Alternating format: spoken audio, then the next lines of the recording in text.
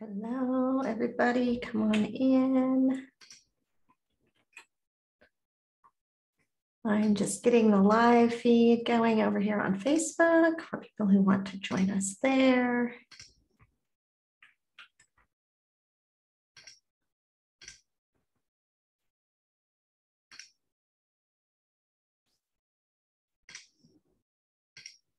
Hello, hello, everybody.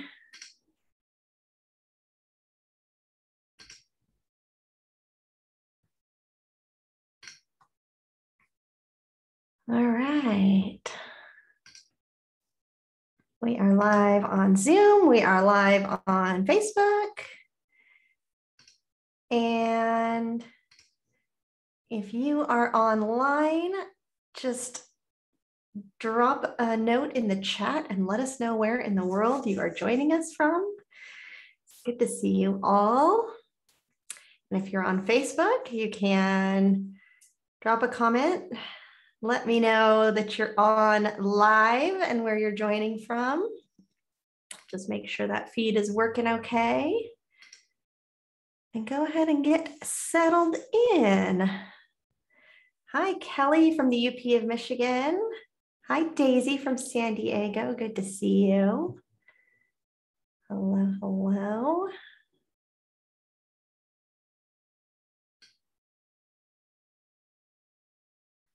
Yeah, if you're just hopping on, let us know in the chat where you're joining us from. Hi, Trish from Ottawa and Jan from New Jersey and Marie from St. Paul. Hello, hello. Good to see you all. Happy to have you here. Hi, Deborah from Tennessee. Welcome back. Deborah's who we chatted with last night if you weren't here. Hi, Crystal from Australia. Long time no see.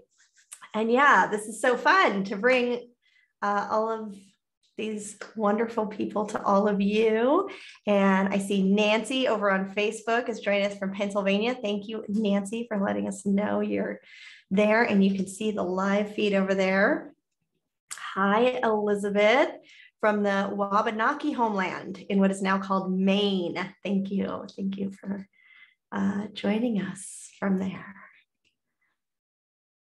All right.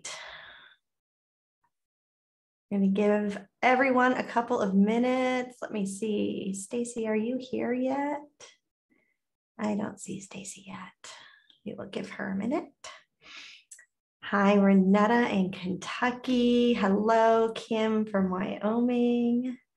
Welcome, everybody. I see Amber's on the call too. She's going to be our speaker tomorrow night.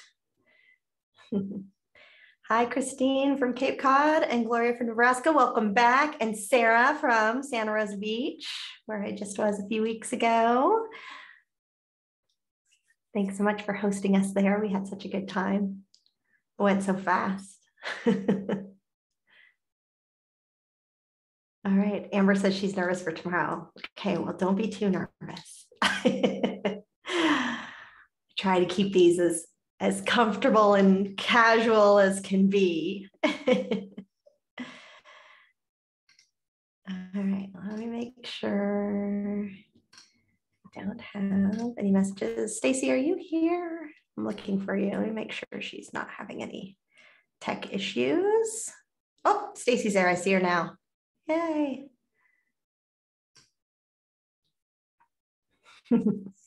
Yeah, some of our retreat attendees who all got to know each other here. Chatting away. I know, so many good stories to share. Yeah, so tomorrow, while we're waiting these just a couple more minutes, Stacey's here with us tonight, but tomorrow we will be chatting with Amber all about, gosh, space and time, timelines. How do you change timelines? Why would you change timelines? Some really fun experiences that she has had in the liminal realms working with time and timelines. So that is tomorrow's chat. And then Thursday and Friday will be in the, well, morning my time, 11 a.m. Mountain time. And that's because on Thursday, we are chatting with the three gals that'll be joining us, Heather, Sarah, and Dawn. Heather and let me see if I can get it all right. Yeah, Heather and Dawn are in Nova Scotia, which is 3 hours ahead of me. So that would be quite late for them in the evening. And then Sarah, who used to live in Nova Scotia, now lives in the UK. And so it would be the middle of the night for her. So it'll be Thursday at 11 a.m. And yeah, we'll be talking. They've done a lot of work kind of with the energy there in Green Oaks is the specific site, but oh gosh, what's the show on? Is it on like the History Channel or Discovery Channel where they're looking for gold in or hidden treasure on the island in Nova Scotia? It's not Green Oaks, it's something else Oaks. You guys will know. But that's part of this whole story that, there were settlers who came to, thank you, Oak Island, the Curse of Oak Island. Yes. Like I knew somebody would remember. Oak Island is very nearby, and all of this is kind of, all of this lore is kind of connected, but to these very, very early settlers, which may or may not have been the Knights Templar. But there's also some very powerful grid lines, and there's a lot more history to that area. And the three of them started working with it earlier. It was earlier this year, I believe. And they, on one of their calls, asked me to join them, and I got to experience it as well. So I'm excited for that chat. That's on Thursday at 11 a.m. And then Friday is office hours with me. So you just get me, and it's 11 a.m. again, Mountain Time, because I don't know if you're here in the US, you might be heading out of town this weekend, or you might have some holiday plans coming up. And so wanted to wrap things up a little early on Friday. So yes, Marie, the recordings. So you can either go, because it is live streamed in Facebook. It's in Facebook, in the Facebook group, the Following Hawks Earthkeepers community. It's also on my YouTube, Following Hawks YouTube. So they'll all be saved there. And then of course there's links in the emails that I'm sending out. So yeah. All right. Well, let's get started and jump in. First of all, thank you everybody for being here and joining us this evening or tomorrow if you're on the other side of the world. I'm really excited to have all of you here live with us. And for everyone who's watching the recording, I think you're going to love this conversation as well. Just a backstory, if you weren't here last night. So obviously I get the opportunity to hear from a lot of people who join the Earth Tenders Academy and use it as I intend it to be, a little bit of information, but a lot of kind of personal experiences, and that through your personal experiences, through the meditations and going out and connecting with the land, that you discover your own personal gifts and your own special relationship with nature and with the spirits of the land. And so oftentimes I either hear, stories that are shared in our private Facebook group, just for Earth Tenders, or, people will DM me or send me an email, and they're the coolest stories. And I just thought, nobody else gets to hear all these amazing stories, and we should share them. And we should, obviously just the small group that we have this week is a tiny sampling of, all of the amazing people and all of the amazing stories that come from doing this work. But I just wanted to kind of get together a group of people that we all could learn from, and also just be like creatively energized, because that's what it is for me sometimes, is I hear how other people are adapting this work or doing these things and approaching things differently, and it gets my creative juices flowing, and it makes me want to go out and try new things. And so I'm excited to share these conversations. So the intent, of course, is for it to be very collaborative. So please do not hesitate to drop your questions in the chat if you're on Zoom, or in the comments if you are on Facebook. And I will share them as they come through. Any comments that you might have, and I don't know if anybody else has any personal experiences with this specific location, but that'll be interesting to hear as well. So with that being said, and also I have everybody muted, and I think I have to ask you to unmute in order to actually do that, so we can kind of keep background noise to a minimum.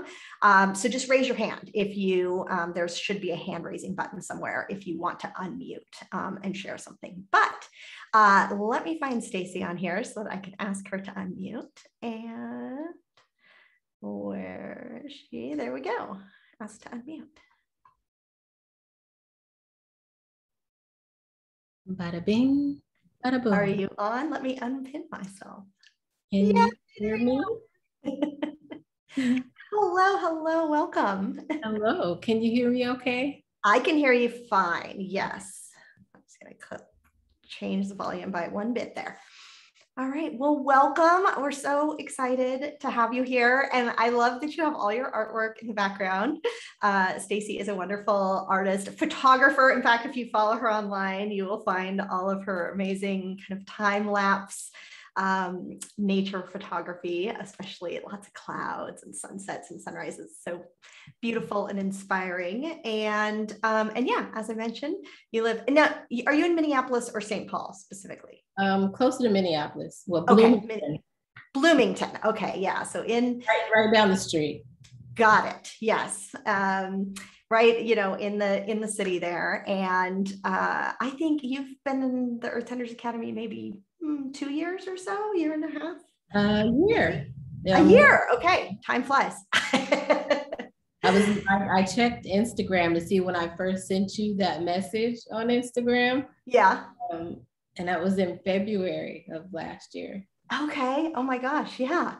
So yeah, so tell us a little bit kind of about your background, or kind of your initial spiritual awakening, whatever you feel comfortable sharing, that kind of led you to this path initially.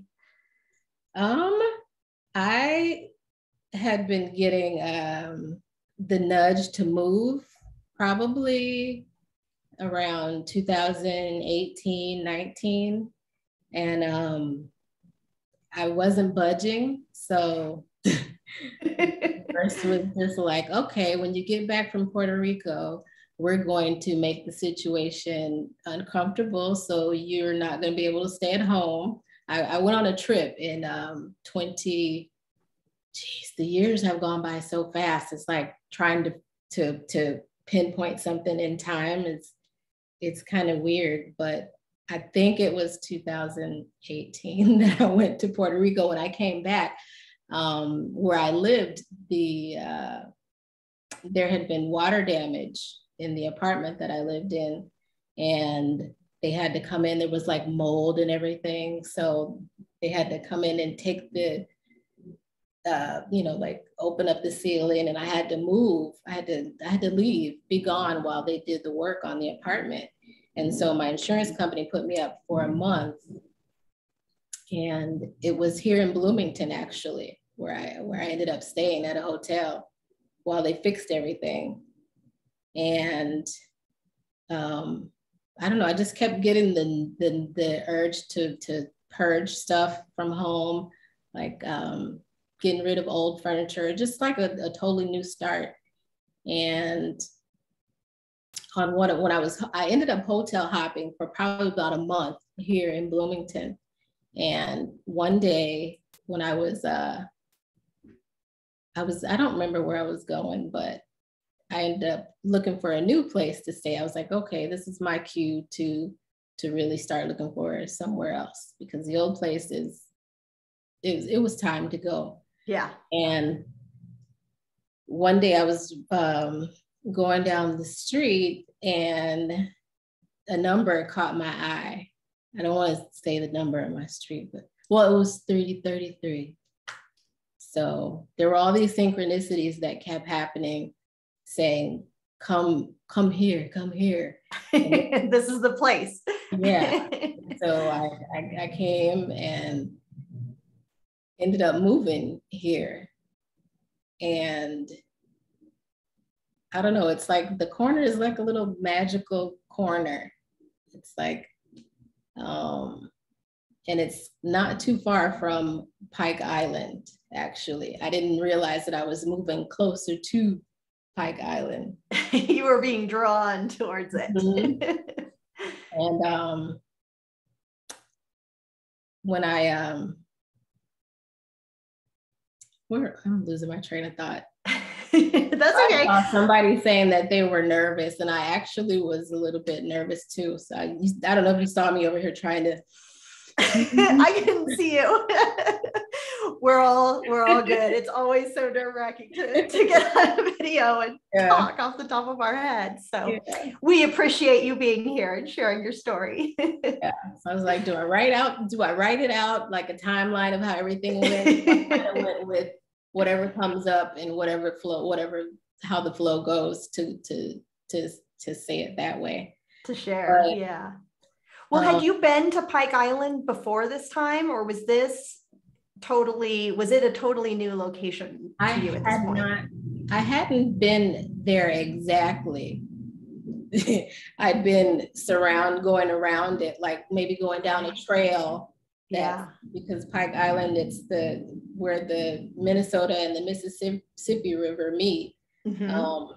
And then it, ends up being just the Mississippi. And I would always drive by, or I drove across the bridge where the Mississippi is for like 17 years. Yeah, that's right. You went back and forth over it. I remember. Yeah. And at that time, I didn't know that there was any kind of connection or that Pike Island was calling me in any kind of way. But after, where did I just stop off? Oh my God. Well, you found this place that you're living now, right? And that was after your hotel hopping was over. And so I think that's when things kind of started unfolding for you, right? Or you were starting to try and figure out like, what's happening here? What am I being asked to do? Yeah. And I just kept, when I would go for a walk or something, I'd go down the trail by Pike Island, and I kept noticing that everything was always Pike Island this, Pike Island that in my head, and I'd always end up in the vicinity. So I eventually took a visit to the actual island, and it was just so magical. The foliage, the entryway. There's like an arch of trees on the entryway. And I think I reached out to you when I think I found Following Hawks somewhere and just started reading about, how there might be like a portal or something somewhere if trees are bendy and this and that. And I think I actually got your portal book. Yeah. And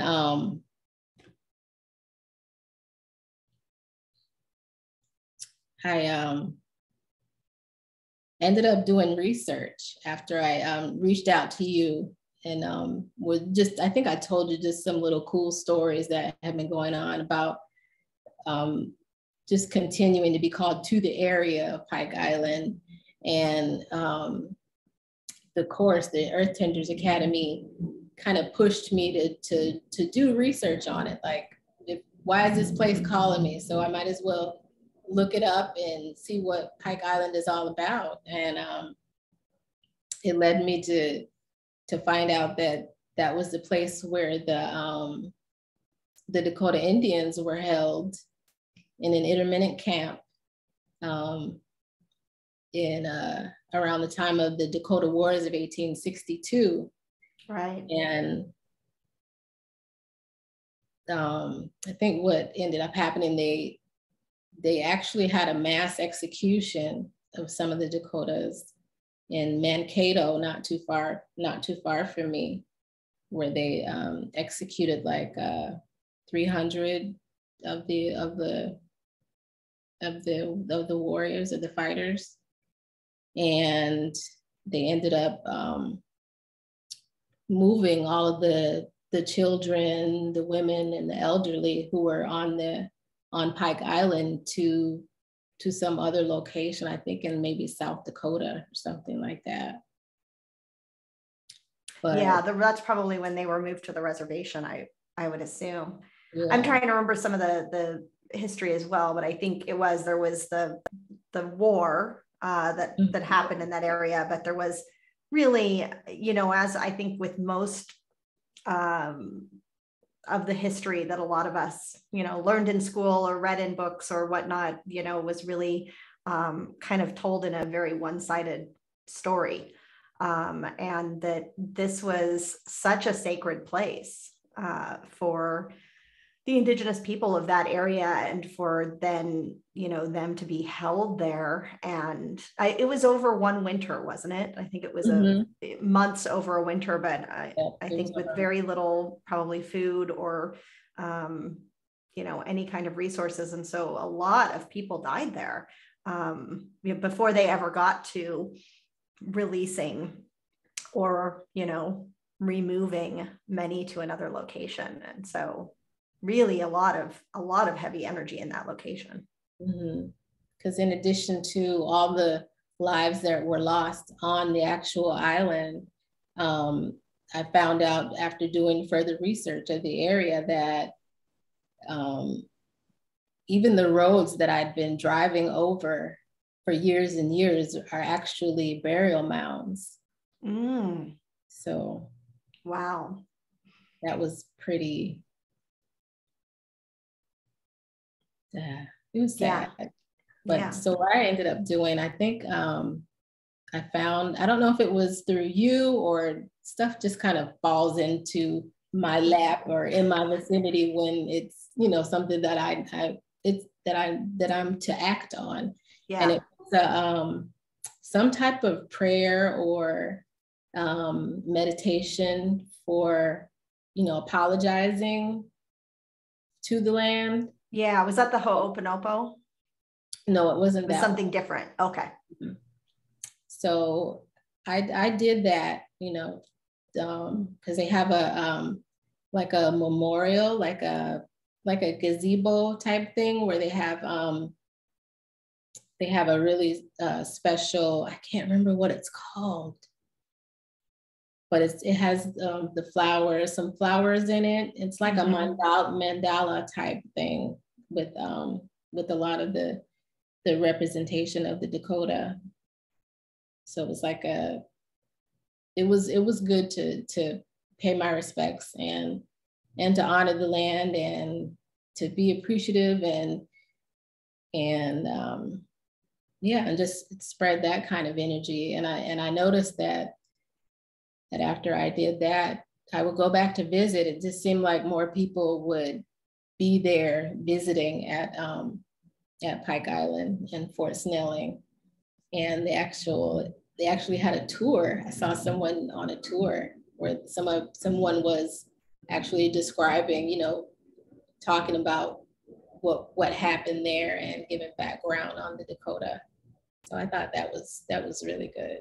It was really nice. So a big energy shift after that. Yeah. And then, I mean, if I remember right, you had a lot of things that were really kind of unfolding on your own personal journey as well while you were kind of visiting, or maybe, as you got deeper into working with this place in particular, that there was really more coming through for you on your journey as well. And I don't know how much you feel comfortable sharing about that, but there was so much. Maybe whatever sticks out in my brain, I'll just talk about that.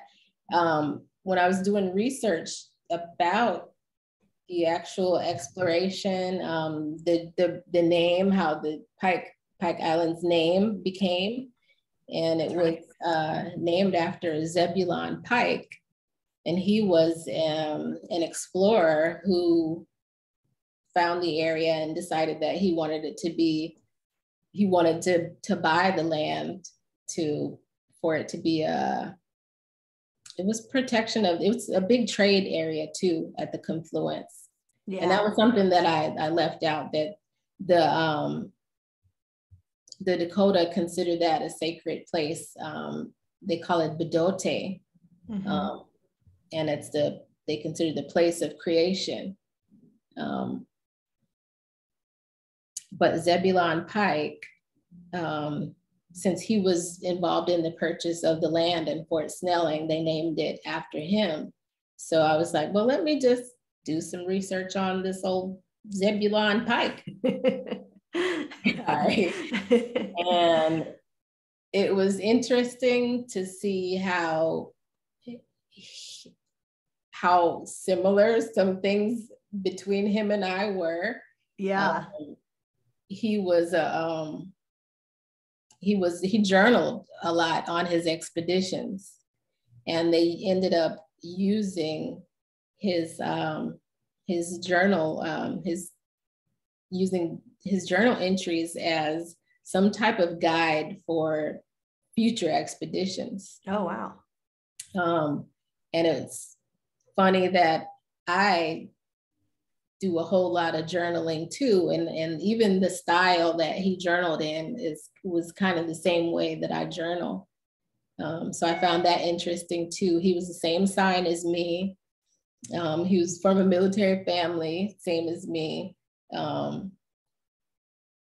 So yeah, so you were feeling maybe some soul family connection there to Zebulon Pike. To Zebulon, doing some healing maybe from that energy line.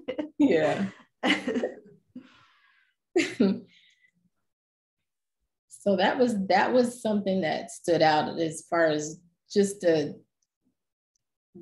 something that stood out to let me know that this is what you should be doing. You have some type of connection to it. So this is where you need to be and what you need to be doing. And I don't know, it kind of taught me how to figure out what my signs were when I'm out in nature. Because mm-hmm. a lot of times when I would go somewhere, and even at Pike Island, but it ended up being beyond Pike Island, I get a sign that I'm in the right place. A leaf will just fall and float in front of me. That's awesome. But it happens often enough now that like, that's my sign. Okay, that's Stop here. Yeah. I love that. Yeah, and what else? Just connecting with the trees, some of the trees in the neighborhood. There's a wildlife refuge not too far from me, and there's an old tree there that I connect with, and that I go and I'll go and either take my rattle or just myself sometimes, and I'll just go sing or just meditate, or just go if I just need the fresher air, or I need a breather, or I need a little pick me up. I'll go there. And there's another tree in the neighborhood that I was drawn to. I don't know, it seems like the trees were like maybe the grandfather tree, the grandmother tree. And then there's Mother Lake not too far from me. Oh, that's right. We worked with that one a little bit, didn't we? Which was dried out. Yeah. But, connecting with that, it was kind of, telling me, that, you need to drink more water, you need to fill yourself up, and not deplete yourself. Yeah, the Mother Lake was really interesting because if I remember right, I think a lot of the area around it had been shifted. Either was that where the freeway or like an off ramp or something was right past it? Yeah. And then the lake had really been just drained, or, I mean, I don't think we knew exactly what had happened to it, but It was like, so it felt like it identified so strongly with, you know, the name mother, right? Like that it was this mothering energy that had been drained and dry and had nothing to give, and was really feeling that it couldn't that it couldn't do what it was supposed to do for this area. So that was a really, really interesting spot to work with. Mm-hmm. Yeah, I'm trying to think if there's anything else that really stands out about how anything. Well, what was the goddess that we worked with? Sekhmet. Yes, such a powerful energy. Yeah, really amazing. There was a time period where, I don't know, there was just all kinds of synchronicities as far as colors I was drawn to, just information I was drawn to, and that was who I was in. I have a plant called Sekhmet now. That energy, I had never worked with her or her energy before. I think I napped for like 2 hours after. It is powerful energy. Yeah. It was crazy in Earth Tenders. Whenever I would go on the calls and different things with you, I would always fall asleep. It was like, that's right. And so how has that, you know, has that shifted or changed at all? Or have you kind of figured out the key to kind of when you're falling asleep in meditations? Yeah, it doesn't, I think it was just that, whatever was going on with that situation. Yeah, I don't so it pretty much cleared out, because I think that happens to a lot of people who are just like, you know, you sit down to meditate and then you're out, you just totally fall asleep. Yeah. So Deborah's asking how we helped the Mother Lake, and I'm trying to remember the exact details. Do you remember? I know we did some energy work with it. Yeah, I ended up using my rattle, and I spoke in another language, so I don't know exactly what I was saying. So yes, that's right. Channeled some light language, I think, and did a lot of clearing.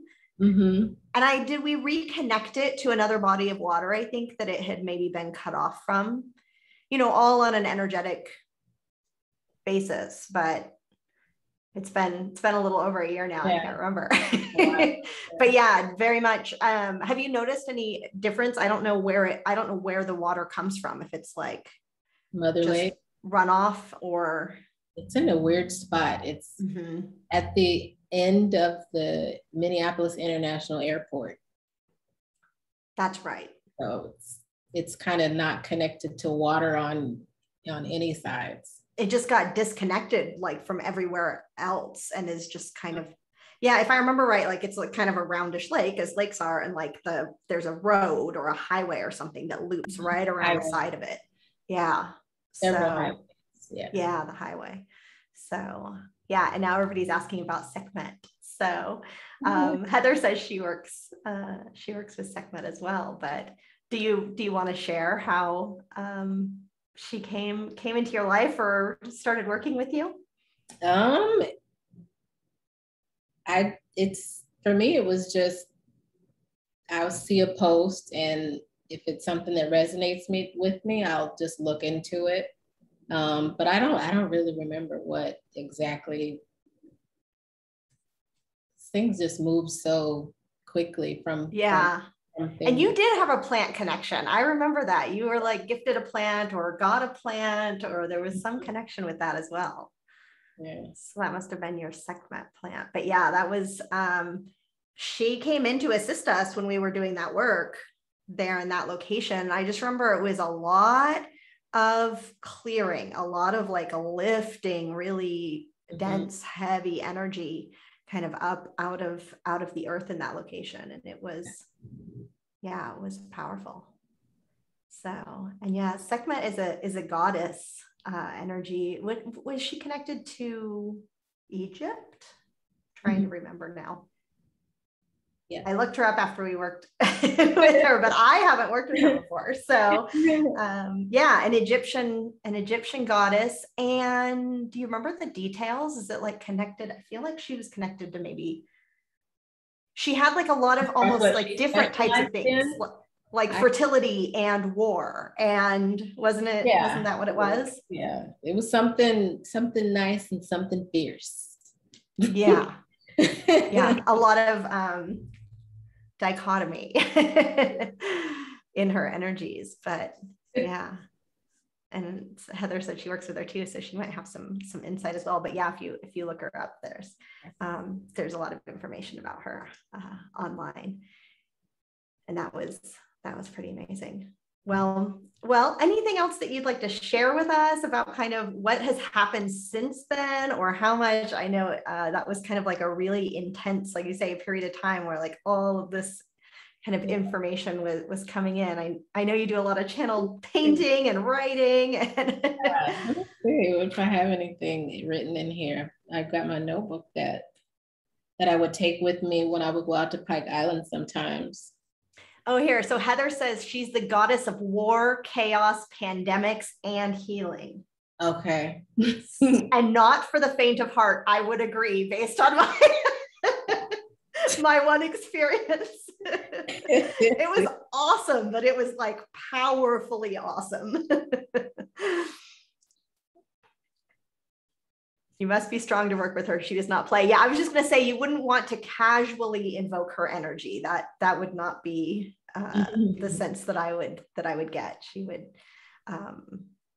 yeah, she has a lot of energy. So yeah, I just remember needing a nap. I think in hindsight, going back to Pike Island, I think in 2008-ish, I passed out on that bridge at where Pike Island is. And I fell asleep behind the wheel in my car on this bridge. But at that time, I had no idea about Pike Island. So it's just kind of interesting to think about it now and to think that way back then, Spirit was trying to call me to tapping on your shoulder, getting your attention. Well, obviously you were okay on that bridge when that happened. That had to be very scary.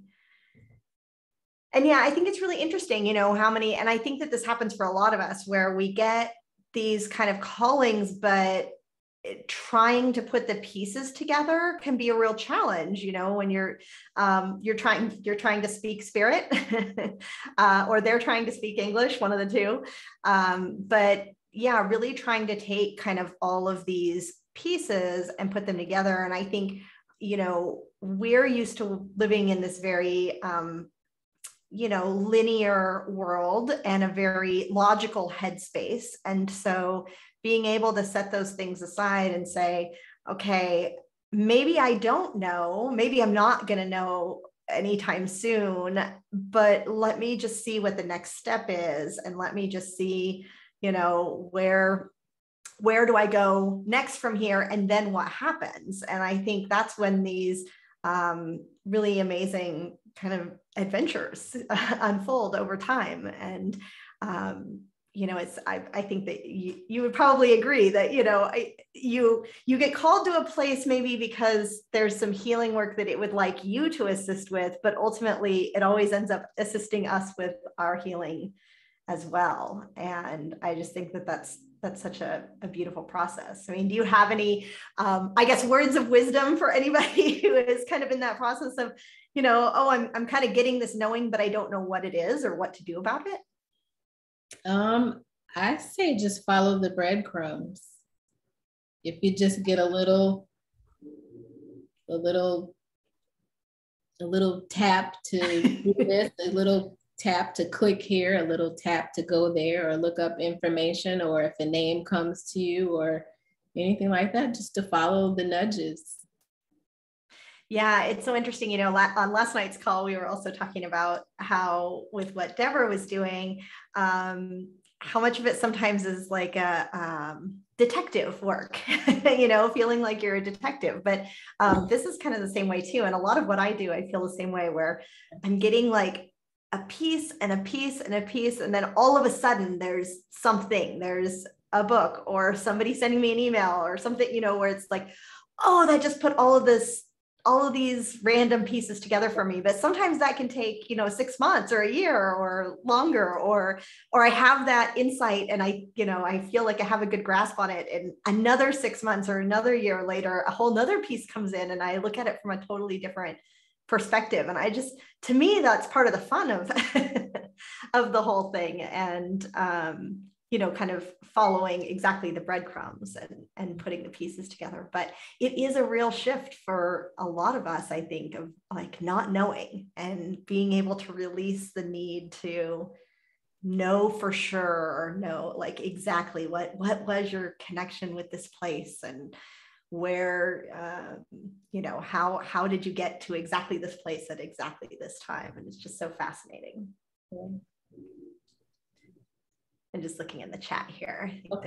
I missed one at the beginning. I think Crystal was just saying that just love how spirit shoves us out the door, talking about when when you had to move. When we don't want to voluntarily move. Happened to me twice now. I'm Taurian and like my home life rather than change. Now I'm trusting more in spirit, and everything works out for the best. It's true. I'm a Taurus rising, so I get it. I like to have my space all arranged and comfortable. Very much so. And yeah, I saw a note. So Heather, I'm glad you found us here. She said she just happened to see the email and get connected and hop on the chat, and is refreshed to find others doing the same work that she's doing. So we're glad that you found us and you're joining us here.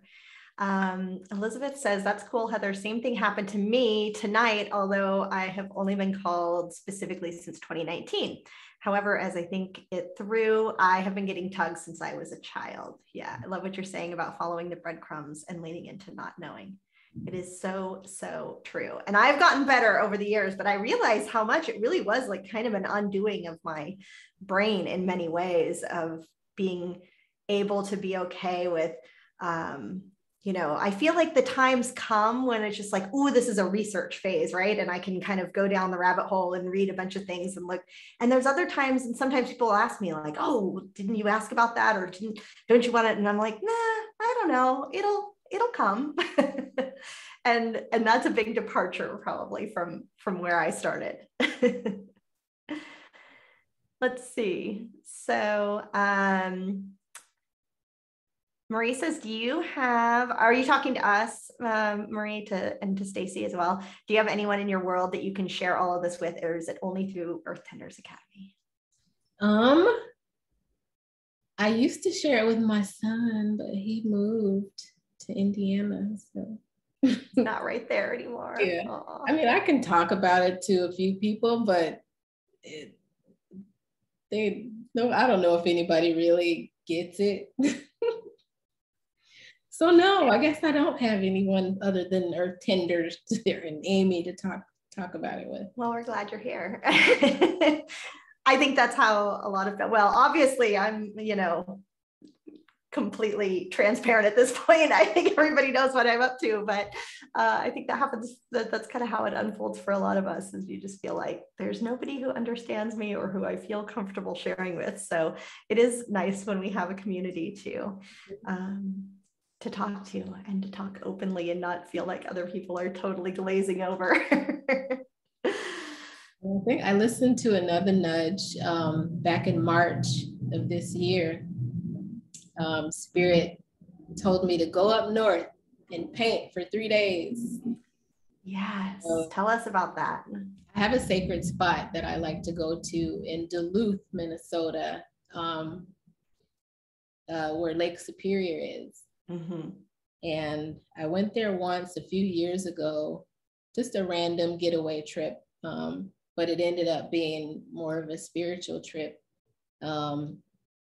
And this is years ago. I ended up, I energy work, I suppose it was, but it was connecting with the water and dealing with the child trafficking energy that was there.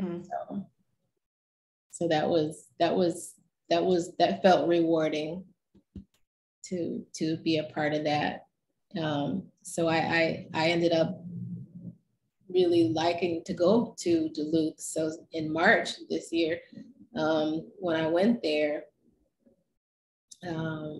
Spirit was just like, bring this with you, bring this crystal, bring this, bring that, go buy this orange piece of chiffon material. And I'm just like, okay, what are we making? And so I had lofty goals of going up there for 3 days to paint 33 pictures and blah, blah, blah, blah. But it didn't turn out that way. It ended up being healing, restorative, ancestral. I know my ancestors were with me. And the paintings that I did, and it's not these right here that I have around me, but I have yet to release the collection, but it's called the I Am Here collection. And I don't know, the names of the paintings, everything was just a real spiritual thing. And I can't really explain it, but there's going to be a storytelling piece along with the art that I did while I was up there. And that's what is attached to a lot of my art now, is a lot of storytelling. There's usually a reason behind whatever it is that I'm drawing, or if I'm working through something. I thought Nat season was gone. Not so much. But yeah, I usually get a nudge to draw something, and then there's a story behind it. And that's for these paintings by me as well. I stepped out of my comfort zone, and because I haven't shared a whole lot of my artwork, because I just pretty much started doing it this year. Yeah. But I'm a veteran, Army veteran, and for Veterans Day, there's a group that I'm a part of called Warrior Writers, and they've held an online exhibition, and I was like, okay, let me step out of my zone and like actually do it, and do the research to find out, all the process of submitting artwork for an exhibition that consisted of like taking pictures of the artwork, which you have to do a certain way. You can't just take it to Kinko's and scan it. Yeah, I'm sure. So I was still working on that part, the size of the files and stuff like that. But for the artwork that I decided to do that with, it was something that I already had the story written out for, because I do a lot of journaling, and these manipulation, focus, control, and curiosity were all spirits that I was dealing with, energies that I was dealing with, and there's a story behind each of the paintings. So that's live on the exhibition warehouse. Yeah, and Stacey shared that link with me. I get to, and it's actually cool because you walk around like virtually through this art gallery. So you kind of, I had to find her where you're at, but we can share that link. So there's a thing there. You could have found it quicker by going to the catalog. Like there's a link. Oh, okay. Or you can just look at a list. Pick who you want to look at. Yeah. That's awesome. Yeah. So Elizabeth was asking how it comes out in your painting and this kind of energy work. And so it sounds like at least in the case of these that were behind you, like you say, they were specific energies that you were working with. So do you find that it's like that there's information coming through, or that it's clearing energy, or like how do you kind of experience that work through your painting?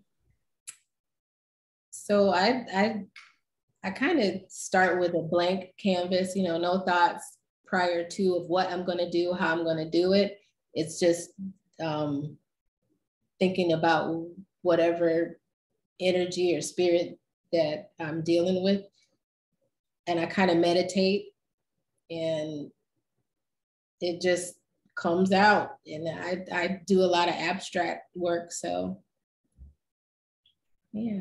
Whatever needs to, I just kind of whatever the acrylic, whatever the paint leads me to draw is what comes out. I love it. And inquiring minds want to know what spirit wanted you to do with the orange chiffon. I use that to adorn my body. I ended up wrapping it around me in all different kinds of ways while I painted. Very cool. So something must have been something about the color and probably the actual material as well. That's awesome. So Crystal says, with regards to the items that spirit wants us to take to various places, is there anything that someone on this Zoom link needs? Cool question. Maybe one of us has an item we'd be willing to share, send with somebody. And and if there's something specific someone's looking for, you can absolutely put it in the chat. But if not, certainly share it in the Facebook group, because I've had that thought before as well about like a medicine exchange, right? If there's a plant that you have plenty of that you could share, or maybe you have crystals that you're no longer using or whatever, that they could find new homes with people who need those things. So yeah, good idea, Crystal. And yeah, Marie says, thanks for serving. And Elizabeth says, Stacey, it's so cool, the storytelling piece with the art, and it looks like the words come through in your pieces too. Can you hold a piece closer to the camera and tell us about it? Yeah, let me see. Which one sparked it? Oh, this is what sparked. There was something going on that triggered me on Facebook, and NASA was wanting to go do something up there and figure out something on the planets. And I was just like, can you just figure out what's going on here first, and what's going on Earth, and not go messing around with they're over it. They're just moving on to the next planet. So I dealt with the spirit of curiosity, with the energy of curiosity. And so when I worked with it, it was pretty much just me dealing with it on a personal level, not trying to control what's going on in the world, but but deal with my with how I experience curiosity. So while I painted, I thought about the fact that curiosity is okay. It's a necessity, but balance is what I was. Balance is the lesson in each of these things. They're all needed in some kind of way, but balance. So not to be so upset about seeing what other people are doing with their curiosity, with manipulation, with control and focus, but to make sure that I'm balanced with the way that I use those things. Like you read about it on the exhibit. I added the link in the Zoom chat there, and I'll have to put it on the Facebook chat as well. And it's interesting too, because I think you know, that those words tend to have either a positive or a negative connotation. And so to think about them as like, what's the balanced version of this word? Like, is there a possibility that you could be too curious as well? I think that's really an interesting concept to explore. Yeah, and just using things for good, you know. Yeah. Yeah, lots of people asking to see the art exhibit. So you want to see some? Oh, you want to? Oh yeah, you can. Yeah, show us more. Mm-hmm. Yeah, that's really beautiful. Yeah. Oh, yeah.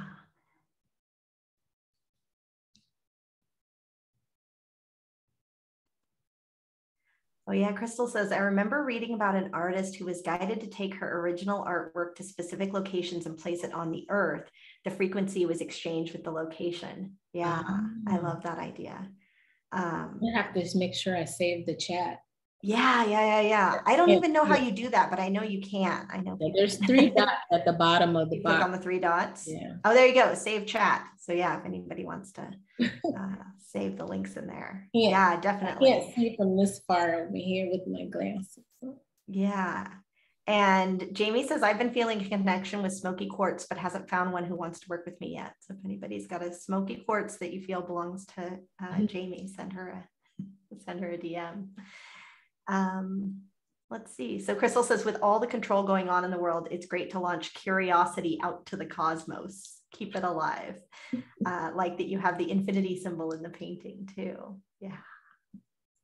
So yeah, and Heather says, thanks us both for our chat, for the call. So yeah, Elizabeth says, I love how curiosity has percolating rhythms and energy to the marks you have made and fluidity to the lettering.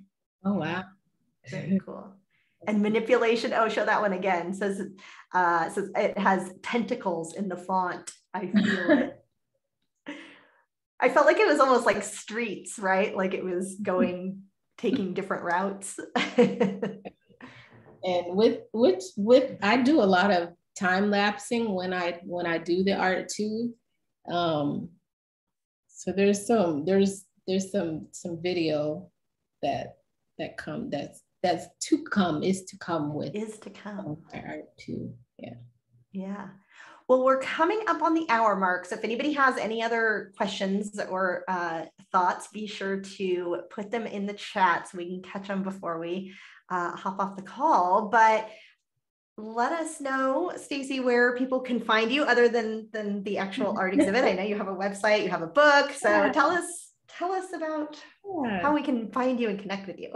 Okay. My website currently, I'm revamping it soon, but you can still look at it now to see the old me. www.letusprogress.net. Perfect. Like your shirt. Yeah. Let us progress. Yeah. And then on social media, on Instagram, I deactivated my Facebook for a little while. I don't know when I'm going to reactivate it, but I'm on Instagram at Let Us Progress. Yeah, thank you. Thank you for being here and thank you for sharing. I know it's nerve-wracking for everybody to hop online and share their stories in front of everybody, but we appreciate you being really so generous. Nervous in the beginning. What's that? I said I was really nervous at the beginning. Well, good. Well, thank you. Thank you for agreeing to do it, even though you're nervous. And oh yeah, your website. You said letusprogress.net, right? Yes. There. I'm excited for the revamping of the website too. I'm kind of simplifying everything and it's turning from whatever it is right now to more focused on my art and more focused on storytelling and Yeah, I love it.